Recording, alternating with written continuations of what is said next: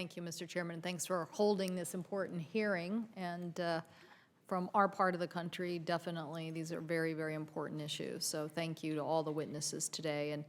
And Dr. Newton, thank you for bringing up that quote. That was actually, I think, Bill Taylor, maybe you said that, from Taylor Shellfish, about putting headlights onto cars. And it's certainly, to me, this is about information that we now can acquire about the oceans. In fact, my staff was just showing me this particular app that is a link to every buoy that the fishermen then can link to and see wave, temperature, all of these various things. So not only are we collecting the information, we're making it available to people. So my first question is, what do we need to do? I mean, but in the case of shellfish, that was real information on ocean acidification that allowed them to do seeding at a different time to be successful. How many ocean acidification sensors are deployed today, and what else do we need to do to build that network? So I would say nationally, I actually don't know the number. I know that the NOAA's ocean acidification program probably has on the order of, I'm going to guess, 20 nationwide, but I'll get back to you on that. But in our region, we really only have 2.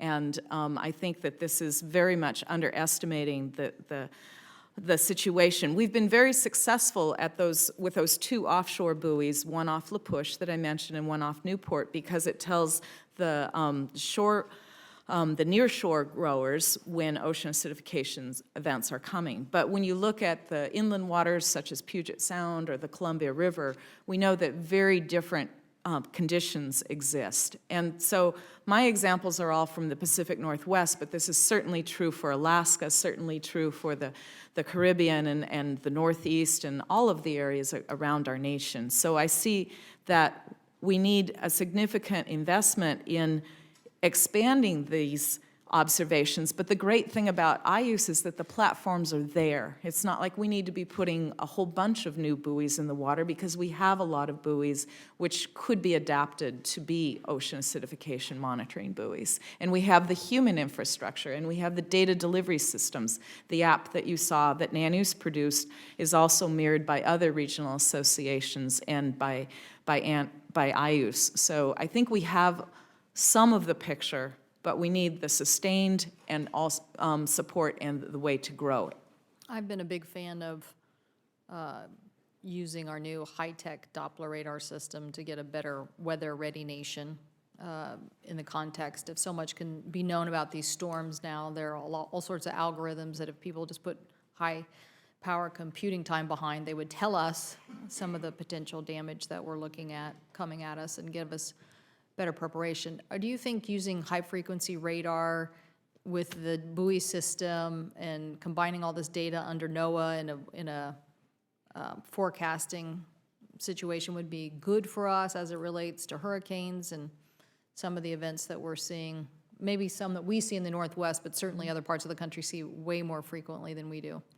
I absolutely do, and I know that during Superstorm Sandy, that was put to test, and the HF radar measurements that were made by Macora on the Middle Atlantic helped the weather forecasting capacities. I think these are critical. As Dr. Avery mentioned, the oceans and the atmosphere intimately work together, and if we have better weather over water measurements, those can aid the forecasts. The HF radar that measure the surface currents can be used to improve ocean circulation models, and so that's really critical for getting the weather right. So absolutely, I believe that what you said is critical for a better weather-ready nation. And I think we have pieces there. We have HF radars in Oregon. We don't have them in Washington. And I know that's true around the nation. There are places that have it and places that don't. I think we need to fill in that system. I think the system is already integrated with modeling efforts. I think we need to sustain and expand those efforts. But it's a resource issue, right? Not a technology issue. The technology exists. Absolutely. It's about measuring. Technology is being used today successfully. Mr. Cameron, what about this issue, the larger issue of ocean acidification? And it's just, I know there's an X Prize that's been announced to try to tackle this problem. I mean, should we be looking to the private sector? You've done a lot, but should we be looking to the private sector to try to stimulate more investment here as it relates to solving some of these problems? I think we can. I think the prize model is a good model, but somebody has to put up the prize money. So this is still going to come back down to the bottom line. I think there are incentives that you might consider for innovation and for partnership. A good example is the Center for Marine Robotics at Woods Hole Oceanographic. This is a place where we're hoping to have the oil and gas industry, especially offshore, and other extraction industries come to a common development place with academia, including Woods Hole, but also some other academic partners that specialize in robotics, but not necessarily ocean robotics.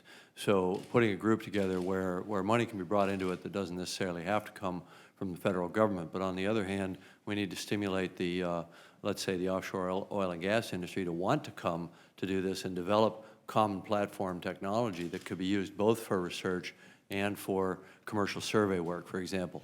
And this would apply to Senator Begich, to your issues in Alaska, working underneath the ice, looking forward 10, 15, 20 years to leases on the continental shelf and so on, to be able to do those surveys. Currently, we have to work under ice that's seasonal, that will continue to retreat over time. And so this is an area where we need new oceanographic tools, advanced robotics, abilities to communicate over long distance underwater, artificial intelligence to be able to home those robots back to their base stations to work autonomously, and so on. And we believe that we can create some common technology that can be used by industry commercially, can be used by the science community. Science community it doesn't have the resources always to create these new tool sets. So this is a way to do that.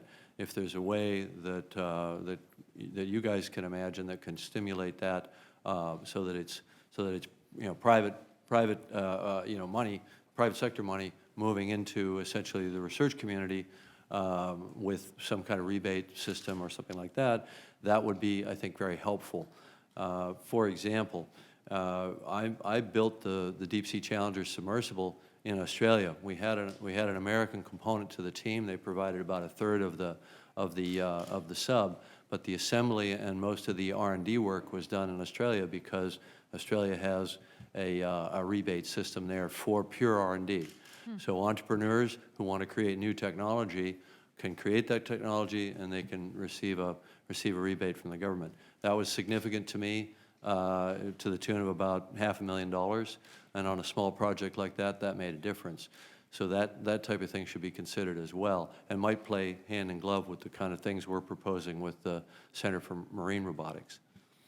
Thank you. That's very interesting. I see my time has expired, and unfortunately, I have to go. But, Mr. Chairman, I think this is a very important issue in the sense of, I think we need to identify the issues. Mr. Cameron brought up this notion of the technology and getting a consensus between the public and private sector. When we had our big Gulf implosion, we realized we didn't even have the way the Coast Guard on cleanup, we didn't even have an agreed upon list of technology that we really were pursuing as the next great thing. So then there was a whole big debate about, well, what level of technology should we be adhering to? So I think the oceans, among many things where it suffers because it's, out of a lot of people's view sight, is the issue of how much technology really could give us information and data that could be so critical to our ocean economy and the fishermen, to science, to safety, to all of these things. But